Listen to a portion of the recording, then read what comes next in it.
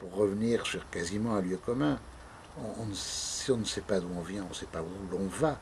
Et l'Espagne ne sait toujours pas d'où elle vient.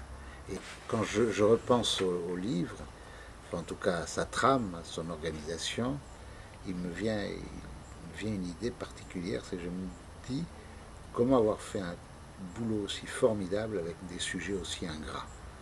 Il n'y a rien de plus ingrat qu'une prison à l'abandon, taguée de partout, avec des morceaux de verre qui traînent par terre, avec des morceaux de mur, etc. Et puis, ça n'est pas très gratifiant non plus que de tourner que des personnes âgées, même s'ils ont une esthétique magnifique. On y reviendra tout à l'heure. Euh, Photographier la vieillesse, c'est pas en soi ce qu'il y a de plus gratifiant.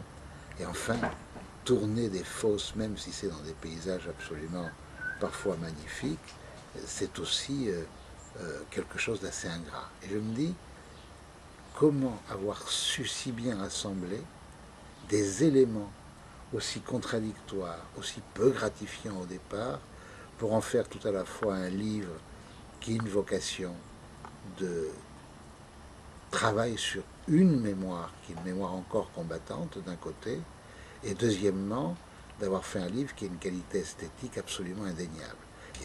Et il y a là, au travers d'un livre qui est ancré dans le travail de la mémoire, au travers d'une seule manifestation d'écriture, qui est la photographie, même s'il y a du texte à côté, ce qui compte là, c'est la photographie, et là quelque chose d'absolument essentiel pour montrer que cette mémoire est encore une plaie complètement vivante, qu'elle est complètement à vif, et que si l'on y prend garde, la plaie risque de se refermer sans qu'elle ait été parfaitement nettoyée. Et je trouve que ces trois images successives, enfin, ou ces trois séries d'images successives, sont essentielles à mon avis, auront plutôt une postérité d'ailleurs. Je ne sais pas si elles ont une grande actualité, elles en ont une certainement, mais elles ont une postérité.